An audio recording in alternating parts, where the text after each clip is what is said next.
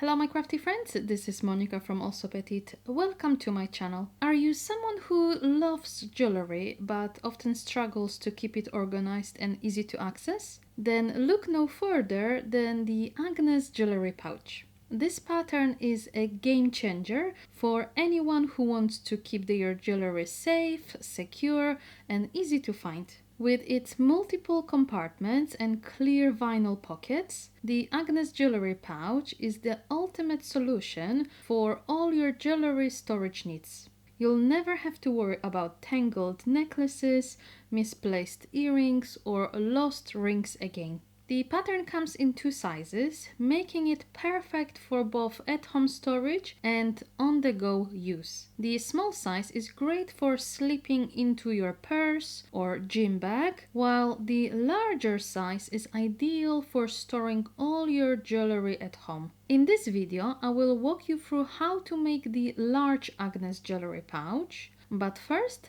let me show you the pouch up close. Agness Jewellery Pouch features clear zipper pockets that make it easy to see what's inside, so you never have to dig around for your favorite pieces again. You will also find a slip pocket under the flap, 5 necklace holders, and another slip pocket just behind the flap to slip in your necklaces. A turnlock closure keeps everything safe and secure. The edges are finished with bias binding, which in my opinion is a small detail that makes this pouch stand out. What sets the Agness Jewellery Pouch pattern apart is its customizability. The detachable pockets, ring holders and earring holders make it easy to swap and change between the pouches. This means you can create a pouch that's perfectly tailored to your jewelry collection.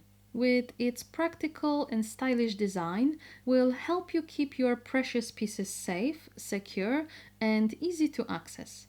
So don't wait any longer. Get your hands on the pattern today and start creating your very own customized jewelry storage solution. I will leave the link to the pattern and all supplies I use in this tutorial in the description box below. And now let's make our jewelry pouch. To make your jewelry pouches, you will need different types of fabric.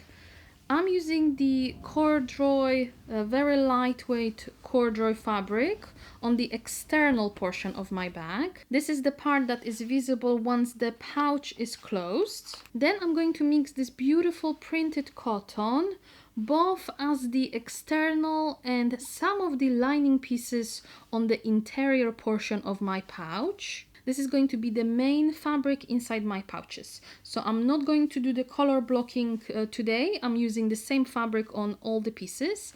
And I'm going to use the same fabric as the lining of my flaps as well. To add a little bit of color to my pouches, I'm going to use this pink fabric as an accent. I'm going to use it on the trims, on the detachable pockets, on the connector part, and also on the ring holder. This pink waterproof fabric I'm going to use on the remaining lining pieces. This will be the main lining for my small pouch because it really isn't visible, and I will also use it as the lining parts of the zipper and slip pockets. Next, you will need small piece of non-fraying fabric such as cork, vinyl or faux leather. This fabric is used on the holders, so you have the necklace holder, the earring holder, and also on each end of your ring holder. And lastly, you will need clear vinyl. I recommend 12 to 16 gauge vinyl, or any vinyl that is sturdy enough but not too thick. You want the vinyl to have a little bit of structure, especially on the detachable clear vinyl pockets, because you don't want them too flimsy. For the small and large zipper pockets on your larger pouch, you can use lightweight vinyl if you wish. Depending on the type of fabric you are going to use, you may have to interface the back of your fabric with some woven interfacing. I highly recommend fusing woven interfacing to fabrics that tend to fray a lot, maybe are stretchy and you don't want to have that stretch, and also very lightweight fabrics such as quilting cotton. Using stabilizer is optional, and again it really depends on the type of fabric, the weight, the structure of your fabric.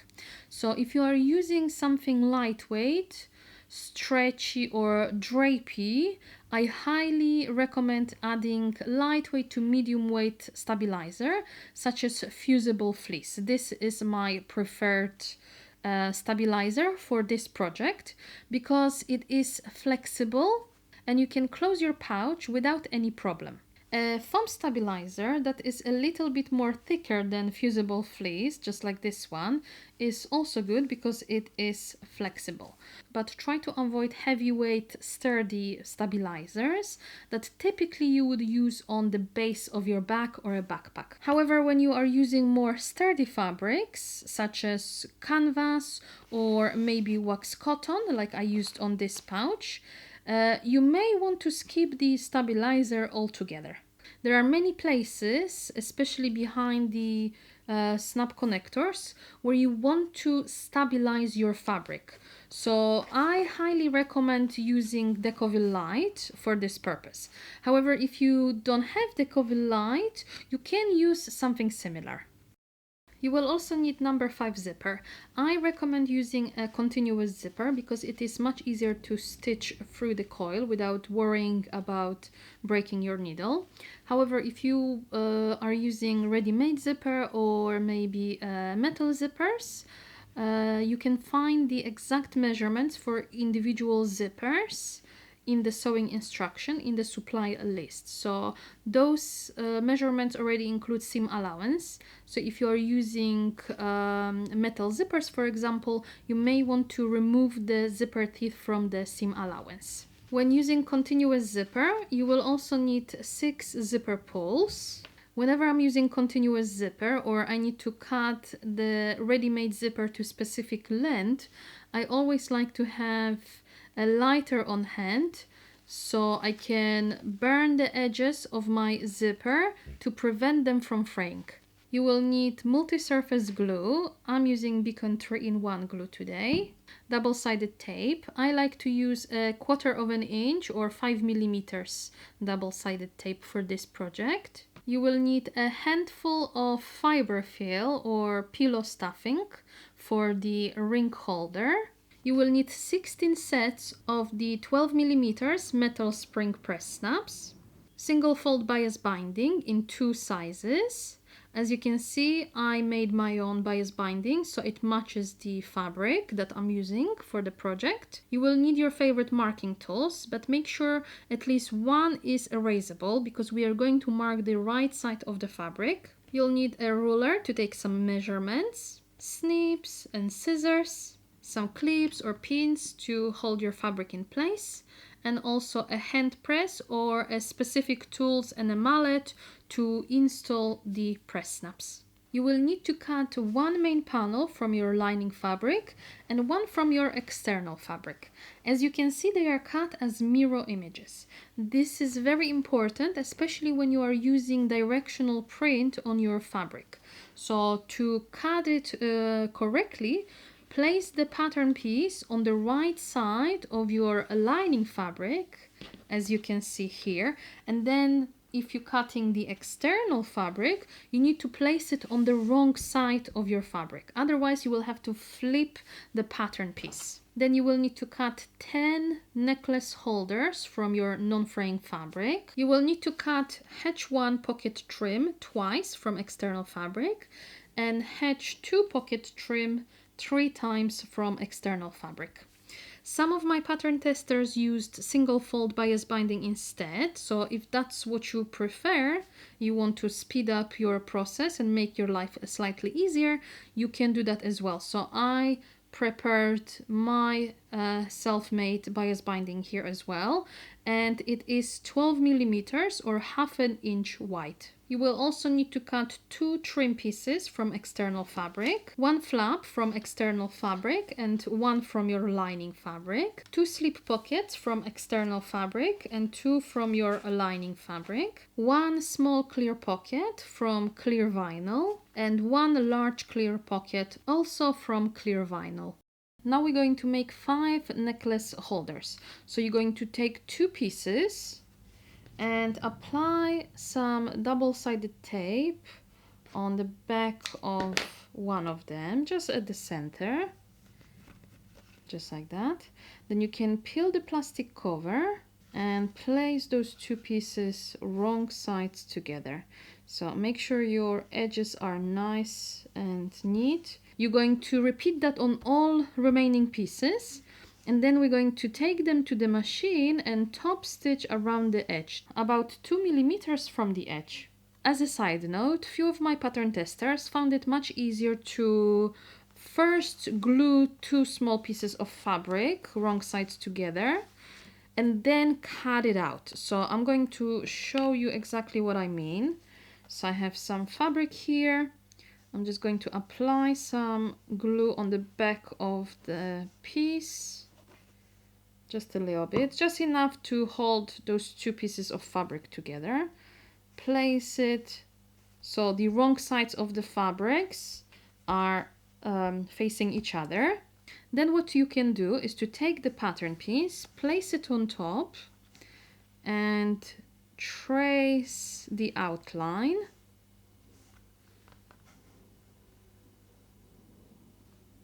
Just like that. And before you cut it out, you can take this to the machine and stitch 2 millimeters away from that line inside the necklace holder. So you would repeat that 5 more times to create 5 necklace holders. So let's do that.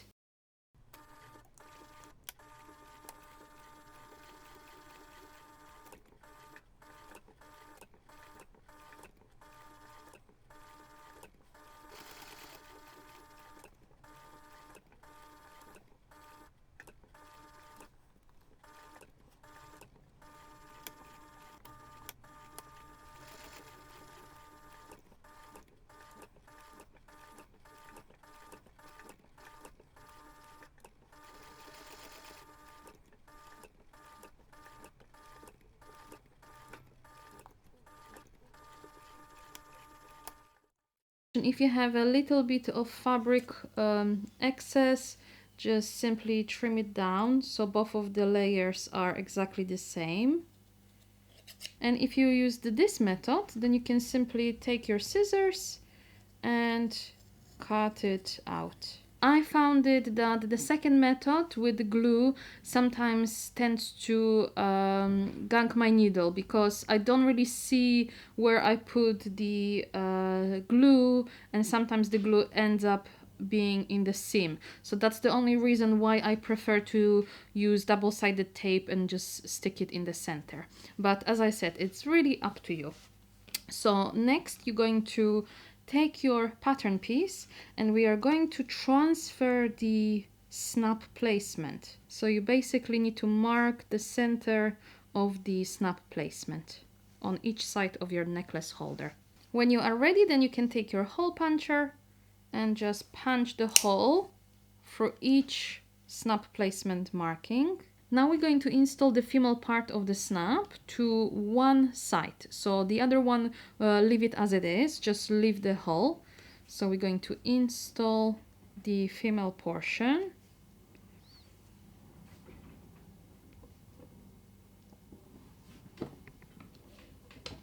There you go, just like that.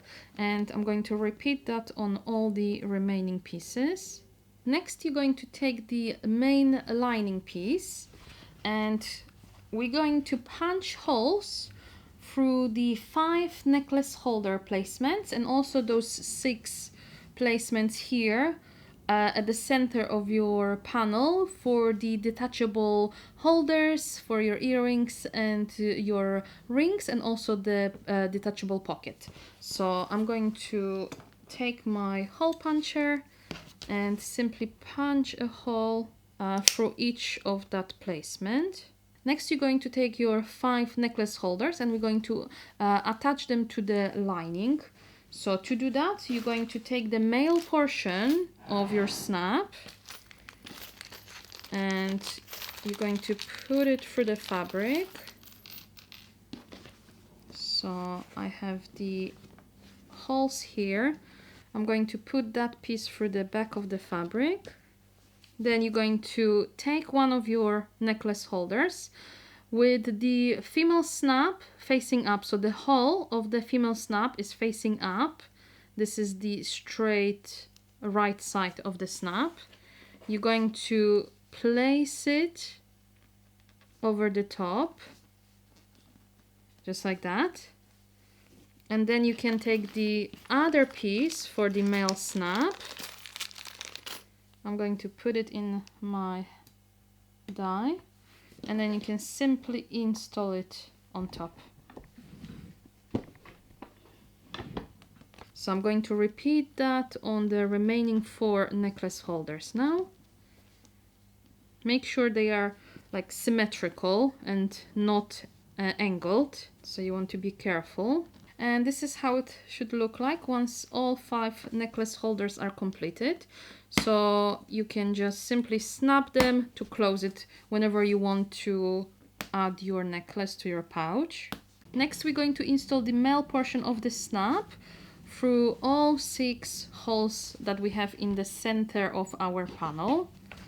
Next, you can take all your hedge pattern pieces, so hedge 1 and hedge 2, and we're going to fold the longer edges towards the center. So if you want, you can draw a line in the center, otherwise just eyeball it and fold it like this, press it with an iron.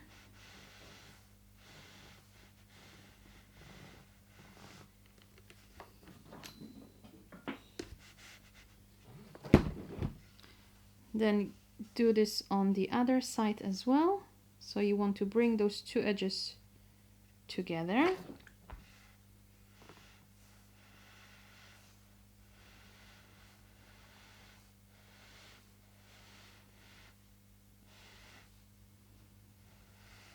And repeat that on all the remaining pieces. However, if you are using single fold bias binding instead of those trims, then skip that step. Next, you're going to take your large clear pocket and 2 of those hedge 1 pocket trims. Grab your zipper. If you are using continuous zipper, trim it to the same height as your pocket, so the longer edge. If you want, you can cut it slightly longer, so I'm going to do that, just like that. Don't forget to burn your edges to prevent them from fraying. Then you're going to take double-sided tape and we're going to apply it along one edge of our zipper. So if our zipper is going to be installed this way, you're going to apply it on this edge and then apply it on the back of your trims. So as you can see here, I already have one that is with double-sided tape. So where the edges are folded, you're going to apply it just at the center. Here we go. Put this aside for a second, then take your clear vinyl and we're going to peel the plastic cover from our zipper. Then take your clear vinyl and align the edge of the vinyl 5 millimeters from the edge of the zipper. So you're basically overlapping the vinyl on top of the zipper. So I'm going to use my double-sided tape as a reference because it is about 5 millimeters wide.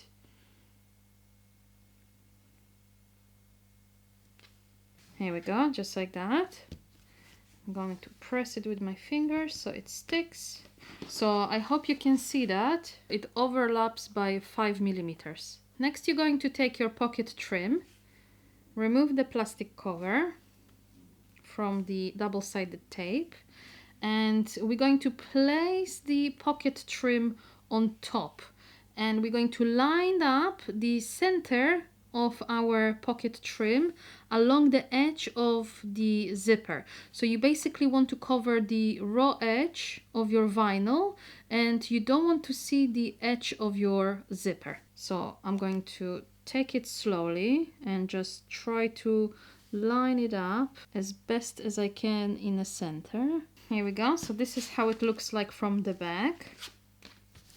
Then you're going to take the other pocket trim, again remove the plastic cover, and we're going to do the exact same thing on the back of our pocket. So flip it over and then use the edge of the first trim to align the second trim on top.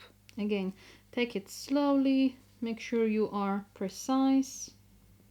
Here we go, just like that. Then we're going to take this to the machine and we're going to top stitch along each side of our pocket trim. So as long as you lined those two trims precisely, you should have no problem catching the other side.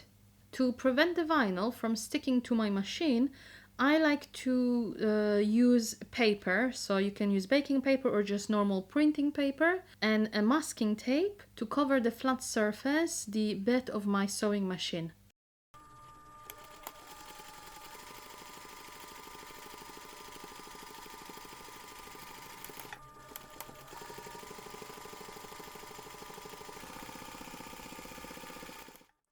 Once you've got that stitched, then you're going to take double-sided tape and apply it to the back of the zipper on the other edge, just like that. Then repeat exactly the same steps for the small clear vinyl pocket.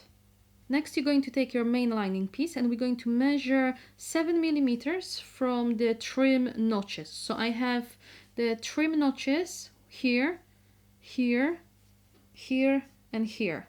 And we're going to measure 7 millimeters from the ones that are closer to the curved edge.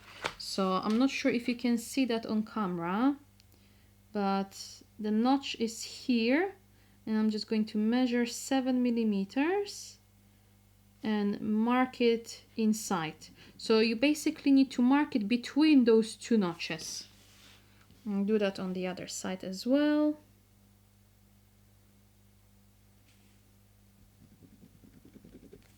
And then you can simply draw a line. There we go. All right, next you're going to take your large clear pocket, peel off the plastic cover, and then you're going to line up the edge of your zipper at that line that you just drawn. So you're going to line up the top and bottom edges and align that zipper along that line. You can clip that in place as well, just around the top and bottom edge. Now we're going to take this to the machine and we're going to baste along the zipper and then we can baste around. So if you want, you can insert your zipper pull now, otherwise don't stitch over the zipper so you can add it later.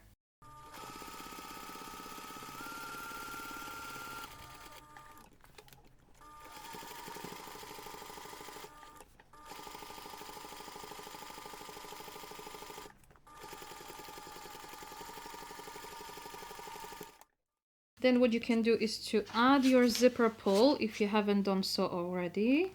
Then we can trim the excess.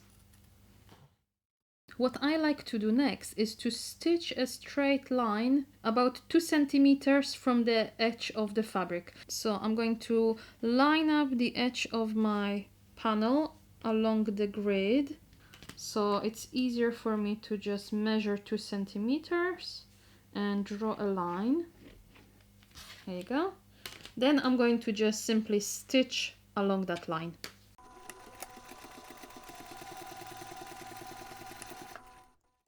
Next, you're going to measure 11 centimeters from the top edge and draw a line just around the center. Then you're going to take your small clear pocket, add your zipper pull if you haven't done so yet. Here we go. Then we're going to peel off the plastic cover from the back of the zipper. from your double-sided tape, and we are going to align the edge of our zipper along the line that we just drawn. So you want to center your pocket between the notches of your trims. I'm going to move it slightly inside, line up the edge of my zipper along the line, just like that. Then we're going to take this to the machine and we're going to baste the pockets around all sides.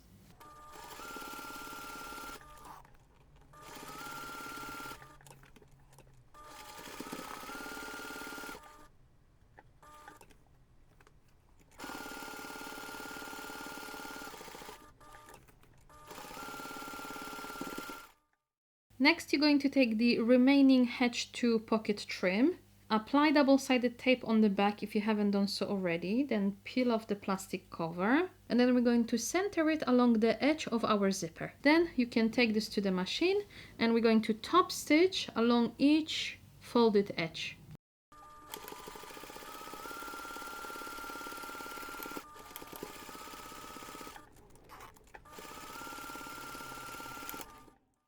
Next, you're going to take your flap pieces, so the external and lining pieces, and place them right sides together, line them up, and then you can clip around all sides.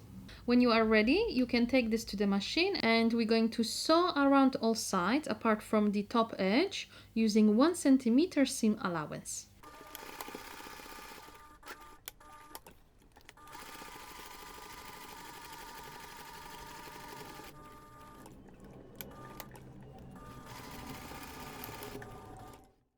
Then if you have pinking shears, use your pinking shears and trim the seam allowance by half. Otherwise, use your regular scissors and cut a little V shape around the curved edge. Next, you're going to turn the flap right side out. I like to use my corner shaper to just push the corners out.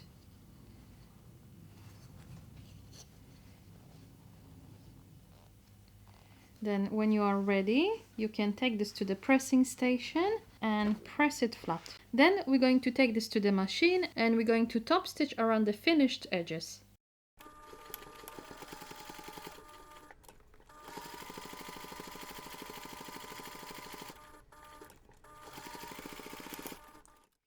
Then we're going to install the female part of the snap. So I have the placement of my snap already marked. You should have as well. Just follow the sewing instructions and pattern. Punch a hole and place the pieces through the fabric and install your snap.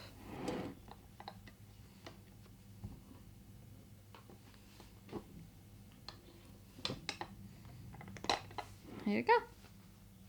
Now you're going to take your slip pockets and make sure you install the male part of the snap to one of the exterior pieces. Put this aside for a second. Then you're going to take the other external piece and your flap, and we're going to line up the flap along the top edge. So you want to center the flap around the top edge and clip it in place. Then if you want, you can baste that in place. Otherwise, take one of the lining pieces, place it with right side facing down, line it up, and then you can simply move the clips so they can hold everything together. Then you can take the remaining pieces and repeat the steps. So right sides together, line it up, and clip around the top edge. When you are ready, we're going to take this to the machine and we're going to sew both seams using 1 centimeter seam allowance. Next, you can take this to the pressing station if you want. Open the panels, open the seam allowance, press it flat. Then you can bring those two pieces wrong sides together. And again, you're going to press the seam flat. And you can do exactly the same thing on this pocket as well. So keep the flap out of the way and then you can press it flat. When you are ready, take this to the machine and you can top stitch along those 2 finished seams.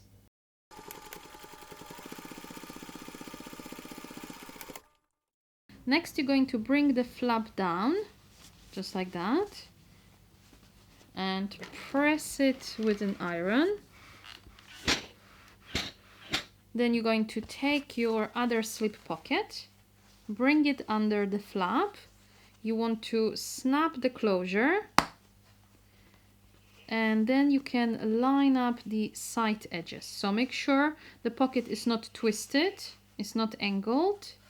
You want to keep the same distance on both sides. Don't worry about the bottom edge because the top pocket is going to be longer. We're going to trim it later on.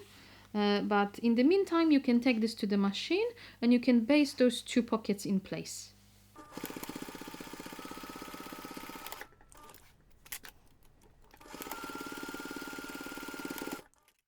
You can trim the excess so they are exactly the same length. Then you're going to take your main lining piece and we're going to place the slip pocket underneath the necklace connectors. So you want to make sure you line up the top edge of your pocket at the same height as the top trim of the small zipper pocket. So you want to line it up like this. Keep it straight, make sure it is not angled. Don't worry if you have any excess fabric either on the bottom or side, it's fine. Then we're going to take this to the machine and we're going to baste the pocket in place.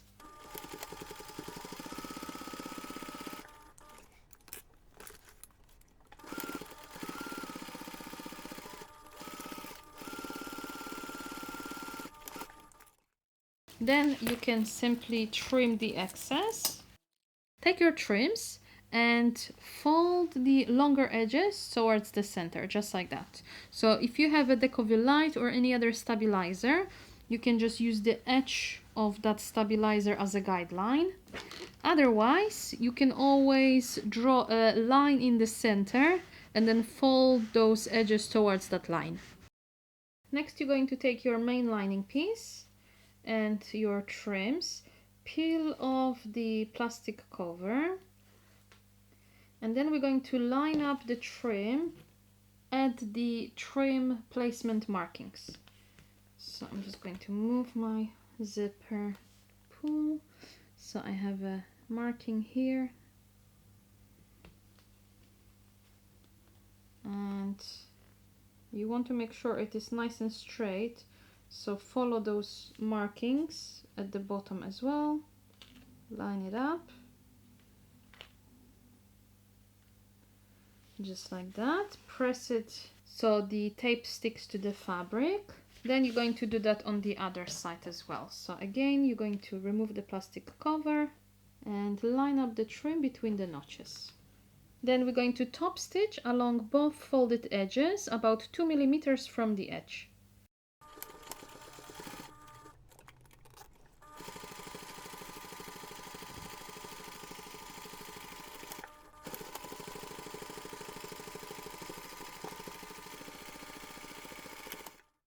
Now we're going to install the male portion of the snap at the trims. So you should have the placement marked on the back of your fabric. Punch a hole through the fabric and then you can install your snaps. Just like that. Take your external main panel and your turn lock, and you should have placement of the turn lock marked on the back of the fabric. I have a washer here and we're going to install the male part of the turn lock. You may have screws instead if you have different type of turn lock, but the process is very similar. So you're going to center the washer on top of the marking and then mark the placement of the prongs. Then we're going to make small slits where we just mark the fabric. So I'm going to use my precision knife for that.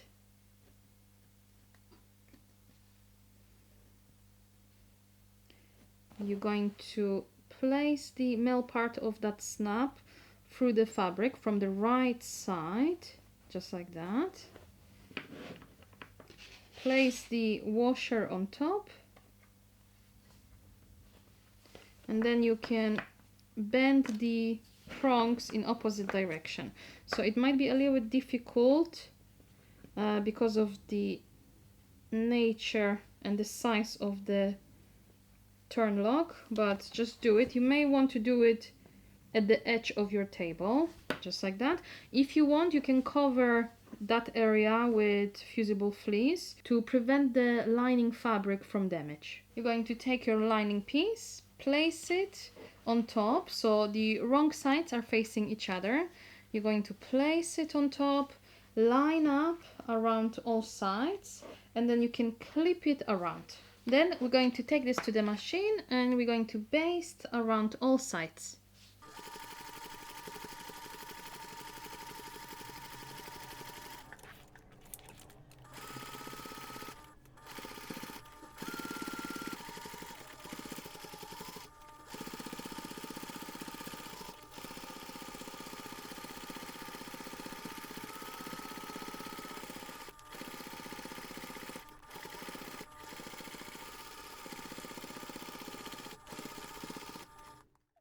Next, you're going to take your bias binding and we're going to finish the raw edge. So to do that, you need to unfold one edge, leave a long tail, then you're going to line up the edge of the binding around the edge of your pouch.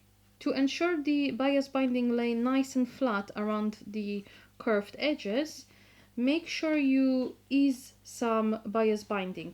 Don't stretch it out, instead just keep it flat and make sure you have enough ease so the binding can go over the edge. Now we're going to take this to the machine and we're going to sew the binding around, but we need to leave opening between the first and last stitch. So I would say leave about 10 centimeters space between. Then we're going to join those two edges. Usually you would stitch along the crease of your bias binding, but because the pouch is quite thick, I'm going to use 1 centimeter seam allowance instead. If your pouch is even thicker than mine, then you may want to use smaller seam allowance, otherwise you will have to move the edge of your bias binding.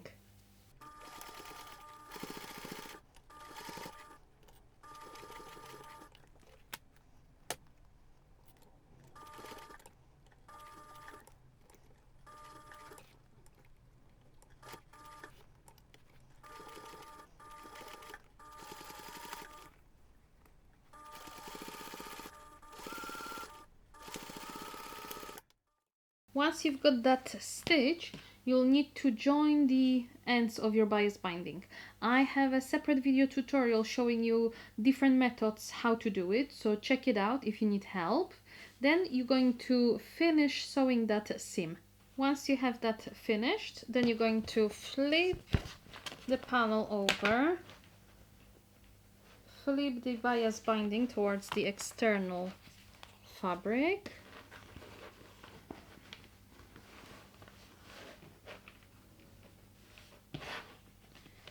And next you're going to fold the bias binding around the edge, so you basically are covering the raw edge, and then you can clip it all around. When you are ready, take this to the machine and top stitch along the edge of the binding around all sides. So to ensure that you have a nice and neat finish on both sides, you need to be very consistent, so keep the edge of the bias binding just beyond the first stitching line.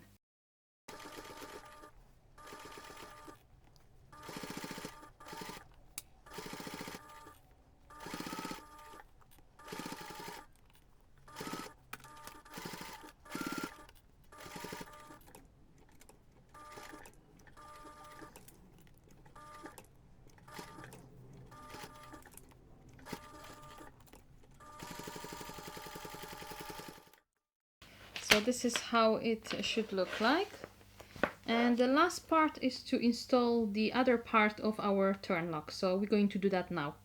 I have the placement of my turn lock marked here, just so you can see, because it's going to be very difficult for me to draw on the clear vinyl. So I'm going to do this from this side. So what you need to do is to center the back plate on top of the fabric. So you want to make sure that the placement is at the center of that main opening. Then you're going to draw around it. So you're going to mark the opening and then mark the placement of your screws. Here we go, just like that. I hope you can see that. Then if you want, you can just draw a line all around, and then we're going to cut it out. I'm going to use my hole puncher to punch the holes where the screws are going to be inserted. And then I'm going to take my precision knife and cut it in the center. You can take your scissors if you want as well. So once I have the slit, it's going to be easier for me to cut it with the small scissors around it, because there's quite a lot of layers, plus the stabilizer and the clear vinyl, so it can be a little bit tricky to do that. But just take your time, go slowly, don't cut too much, because if you cut too much, then you will need different type of closure. You might need a bigger size. Otherwise, we're going to go very slow, cut around.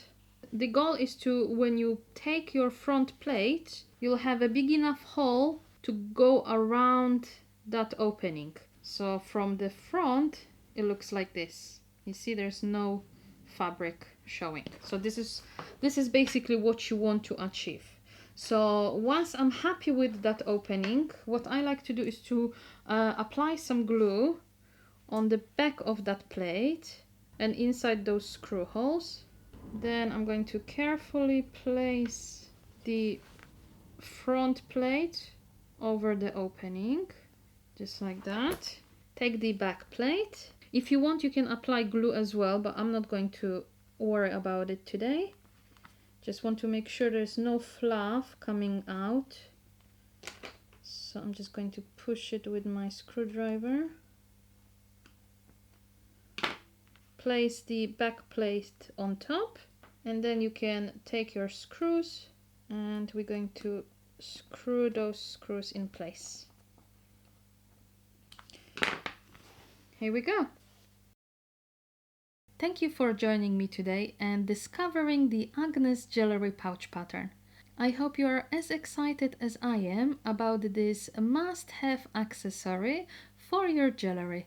If you enjoyed this tutorial, please give it a thumbs up and subscribe to my channel for more sewing patterns and tutorials.